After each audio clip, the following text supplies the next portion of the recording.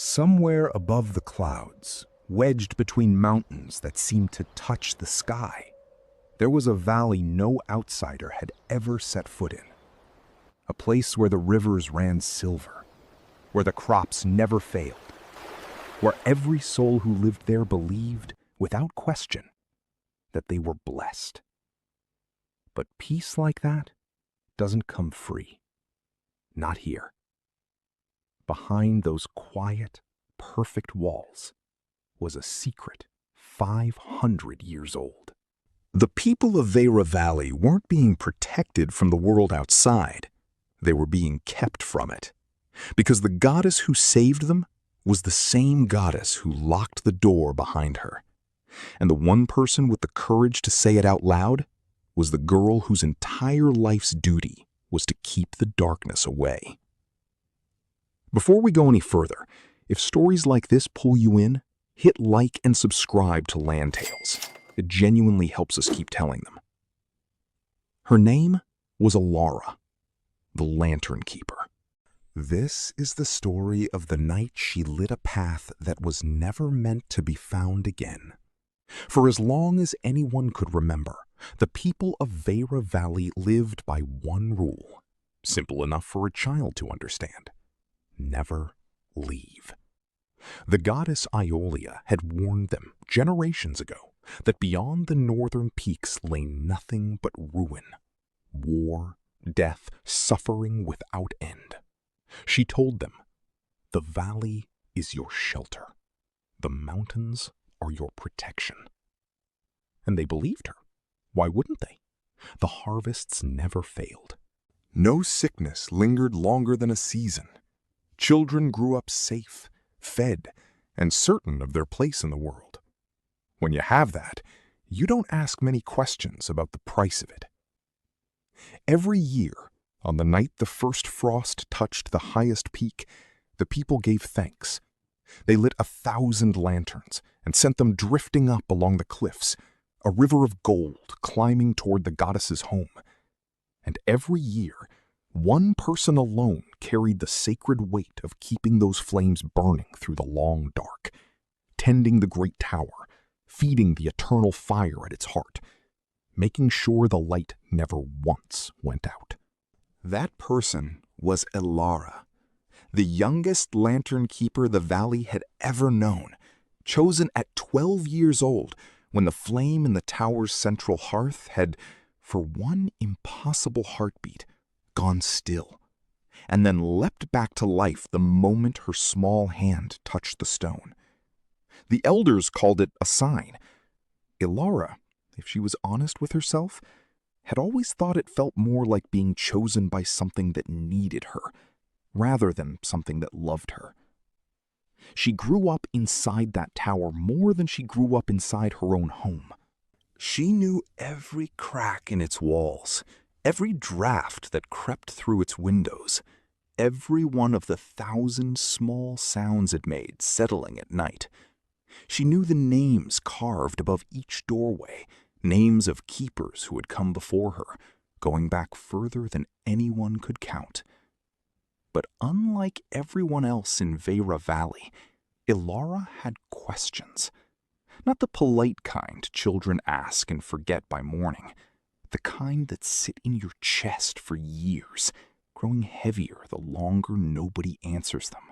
Why did old roads, cracked and overgrown, still climb toward mountains no one was permitted to enter? Why were there pages missing from the valley's oldest books, torn out rather than lost to time, the remaining edges still jagged? Why did the lantern tower hide a staircase that nobody, not her mother, not the elders, not even the previous keeper before her, would speak of? Not even in whispers, not even when she asked directly. And why, on certain nights, when the wind came down off the northern peaks in a particular way, did the sacred flames in her care seem to lean away from the mountain, as if they too wanted to run? She kept these questions to herself for years. That was the first lesson every keeper learned, spoken or not. The tower asks nothing of you but obedience, and it rewards silence far better than curiosity. It happened during a storm violent enough to shake dust loose from the tower's oldest stones, the kind of storm the valley elders called a goddess's temper, the sky splitting white every few seconds, thunder that seemed to come from underneath the ground instead of above it. Elara had gone down to check the lower lanterns, the ones nearest the tower's foundation, when a gust of wind tore a rotted shutter clean off its hinges and sent it crashing into a section of wall she'd walked past 10,000 times without a second thought. The stone cracked, not shattered, cracked, cleanly, along a seam that looked far too deliberate to be an accident of the storm. Behind it, darkness and steps leading down. She should have reported it. She should have sealed it and told the elders and let them decide, the way every keeper before her surely would have. Instead, lantern in hand, heart hammering hard enough that she could feel it in her throat, she stepped through. The room below was larger than she expected, and colder, and utterly silent in a way that made the storm above sound like a memory. Hundreds of lanterns lined the walls, their glass dulled with age, their wicks long since burned to nothing. But these were not shaped like any lantern she'd ever tended. They were narrower, simpler, built, she realized slowly, not to be admired from a village square, but to be carried by someone walking at speed in the dark. These lanterns were not built to guide anyone home. They were built to guide people away. And carved into the far wall, in letters worn smooth by countless fingers that must have traced them before her, was a single line that would unravel everything she thought she understood about her own life. Light does not exist to keep people inside darkness. She stood there a long time, lantern trembling slightly in her grip, the storm raging on above her, utterly forgotten. For the first time in her life, Elara wondered if the real danger in Vera Valley wasn't waiting beyond the mountains at all. It was already inside them. It had been inside them the whole time, hiding in plain sight, tended by keepers who never asked what, exactly, they were keeping. She didn't sleep that night. She sat at the top of the tower, watching the valley below flicker with the small, ordinary lights of people who had no idea what she now knew. And she made a decision she wasn't yet ready to name. 10 years after he vanished into the mountains, presumed dead by every person who'd once known his name, Kale came home. Not as a ghost, as a man. Older, harder around the eyes, alive in a way that made the whole village stop mid-motion when he walked through the gates. A woman near the well let her water jug slip straight from her hands. It shattered against the stones, and nobody moved to clean it up. Someone, somewhere in the crowd, said the word impossible, like it was the only word left in her. Kale had been a boy the last time anyone saw him. 16, restless, the kind of restless the village always quietly worried about. He'd climbed toward the northern peaks on a dare, or a whim, or something closer to desperation, depending on who told the story afterward. He never came back down. The elders declared him lost to the mountain within the season, and his name became one more quiet warning parents used on their own restless children. Now, he stood in the square. And he was very much not lost, and he carried with him a truth heavy enough to break the whole valley open. He had seen what was supposed to lie beyond those peaks. Not ruin, not the endless war and suffering the goddess had warned them about since before any living person could remember. A world, a living, breathing world. Cities built of stone and light, roads crowded with travelers, people who had never heard of Vera Valley and would have laughed, kindly or not, at the idea that the world beyond a mountain range could still be at war 500 years after any war had ended. The outside had never been destroyed. The goddess had lied. He said as much, standing in the square, voice shaking, but clear enough for everyone gathered to hear. And for one long moment, nobody said a word. Elder Mara stepped forward, face unreadable, and the crowd instinctively pulled back to make room for whatever was about to happen. But before Cale could say another word, the mountain answered for him. The sky went the color of a fresh bruise. The ground trembled underfoot, hard enough that children grabbed for their parents' hands without being told to. And a voice every single person in that valley had known since before they could speak, rolled down from the peaks like thunder that had finally found what it was looking for. Elara. Elara, the goddess said, and the whole valley seemed to hold its breath at once. I know what you have found. Elara didn't answer, not yet, but she felt every eye in the square turn toward her, and she understood in that instant that whatever came next, there would be no more silence to hide behind. That night, Cale led her through a passage even the hidden staircase hadn't revealed, a tunnel that ran impossibly beneath the mountain itself, one he'd apparently found on his way back into the valley. The walls were lined with paintings so old the pigment had turned to little more than shadow, but the shapes were unmistakable. People walking out of the valley in long, orderly lines. A woman raising both hands, light pouring from her palms like water, sealing the pass behind them. And later paintings, cruder, as if made in a hurry. The same woman, alone now, scraping the earlier images from the walls one by one. Cale told her everything he'd pieced together on his years away. Some of it learned from travelers. Some of it, he admitted quietly, guessed at from what he'd seen with his own eyes. Elara had not always been a goddess.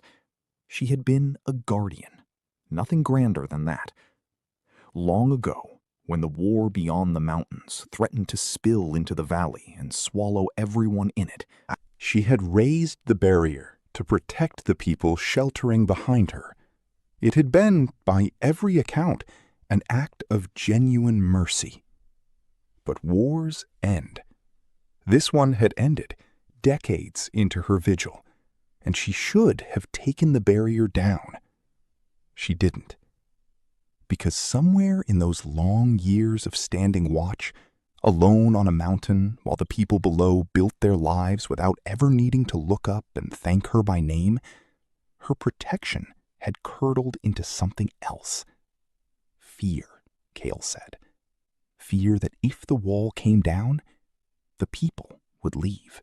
That they'd scatter into that wide, living world and forget the name of the one who'd kept them safe long after safety had stopped requiring her. So she buried the truth.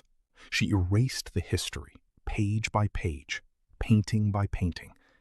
And a gift once meant to save a single frightened generation became a cage, built quietly and patiently to outlast every generation after it. Elara said nothing for a long time after he finished. Then she asked the only question that mattered to her. How do we open it again? Secrets don't stay buried forever. Someone always talks, sometimes without meaning to. Sometimes because keeping a secret costs more than a person can bear to pay. This time, it was someone Elara never saw coming. Tomas, her oldest friend in the valley, the boy who had climbed the tower steps beside her 100 times as children, who had sworn, hand pressed flat over his heart, the way boys do when they mean something completely. that he would always stand beside her, whatever came. Now, he stood in the doorway of the hidden room, guards behind him, and he did not look like a boy keeping a promise. He looked like a man about to break one. "Why, Tomas?" she asked, and she heard her own voice crack around the question. "Because I know exactly what happens to people who leave," he said, and for a moment his composure slipped, just enough to show the fear underneath it. "My father left this valley, Elara, years before you became keeper. He told my mother he'd be back before the first frost. He never came home. The goddess told us he'd simply abandoned us, chosen the world out there over his own family. We believed her, because what else were we supposed to do?" His voice broke fully now, the first crack finally giving way. "But that wasn't the truth, was it? He didn't abandon us. He died trying to get back to us. And nobody in this valley ever told me that until Kale did 3 days ago, when it was far too late to matter to anyone but me." Elara reached for him, but he stepped back, out of her reach, guards closing the space between them instead. "I can't lose anyone else to those mountains," he said, "not even to save them." On the third night, an old woman she barely recognized slipped a single key beneath the door. She never learned the woman's name. She never needed to. Some acts of quiet defiance don't ask to be thanked. The night of the festival finally arrived. The night Elara would make a choice she could never take back, one way or the other. She could stay silent, return to the tower, tend the sacred flames exactly as every keeper before her had, and let the valley continue believing in a shelter that had long since become something else.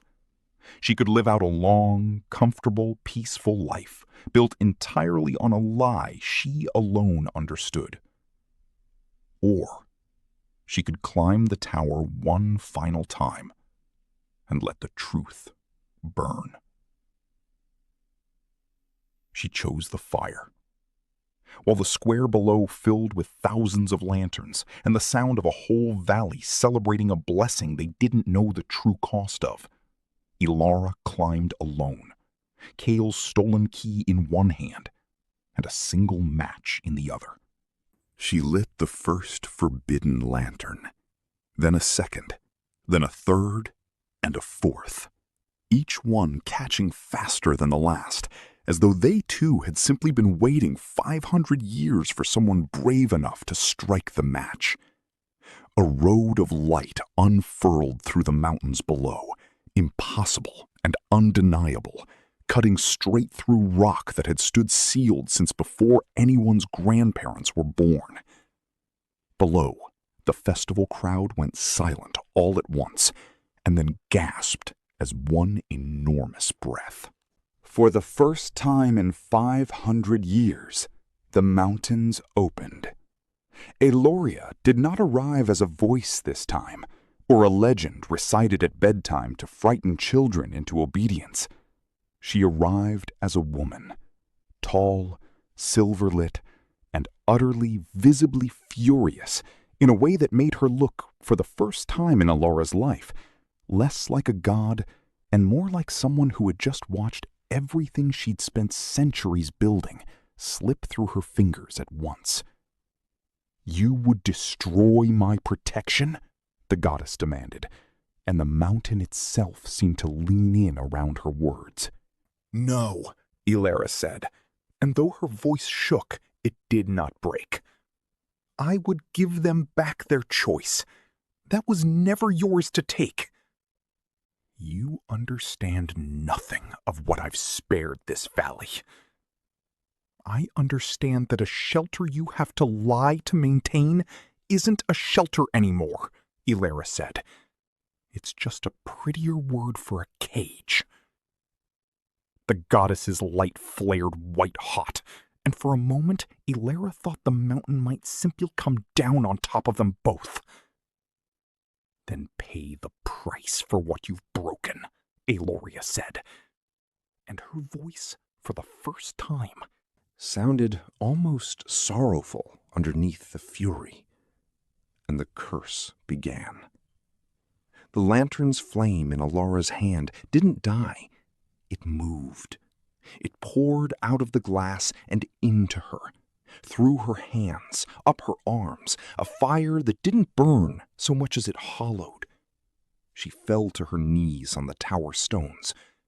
When she raised her hands again, they were dark, cold, empty in a way they had never once been, not since she was 12 years old and a flame had leapt back to life at her touch. Behind her, far below, the path remained open, glowing steady despite everything. The valley was free. The people who chose to walk that path in the weeks and months that followed did so with open eyes, for the first time in 500 years, understanding exactly what they were choosing and what they were leaving behind. But Elara had given up everything to make that choice possible.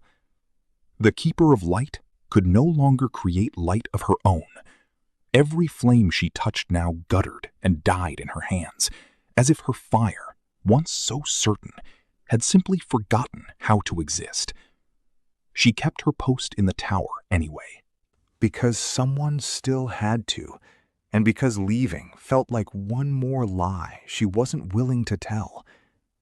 Years passed. The valley changed slowly, the way valleys do. Some families left through the open pass and never returned. Some left and came back with stories nobody would have believed a decade earlier.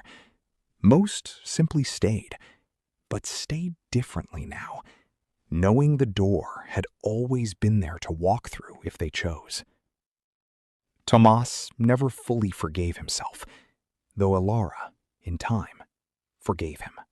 Kale stayed in the valley he'd once fled, though he never stopped talking about the world beyond it, and children gathered around him the same way they once gathered around the goddess's old stories, except now the stories were true. One evening, long after the festival had become just another autumn night, an older Elara sat alone in the quiet tower, her hands folded in her lap the way they so often were now, still, empty, familiar with their own uselessness. A child wandered in, no older than Elara herself had been the day the flame first answered her touch, holding out a small broken lantern like an offering. "Can you fix it?" the child asked. Elara almost said no. She almost explained, gently, that her hands didn't do that anymore, hadn't in years, and hadn't the child heard the story, like everyone else in the valley had by now? Instead, she took the lantern anyway, cradling it the way she used to cradle the very first flames she'd ever tended. She held it a long moment, expecting nothing. And then, small, golden, and entirely unexpected, a flame flickered to life inside the glass. Elara stared at it for a long time before she understood. Eloria had believed light was something to protect, something to control, something to own outright, the way a person owns a house or a name. She had been wrong. Light was never meant to belong to just one person, goddess or keeper or anyone else.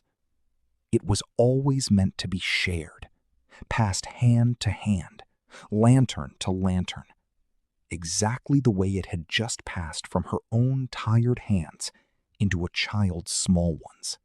People still tell the story of the lantern keeper in Vera Valley, the woman who stood up to a goddess who had raised her, who gave away her own light so that everyone else in the valley could finally go looking for theirs. And on quiet nights, when travelers cross those mountains along the old forbidden path, they say a single lantern still burns at the top of that tower. not because someone is trapped there. Because someone once was brave enough to open the door, and somebody has to keep the light on for whoever decides to walk through it next. This has been the story of the lantern keeper who lit the forbidden path.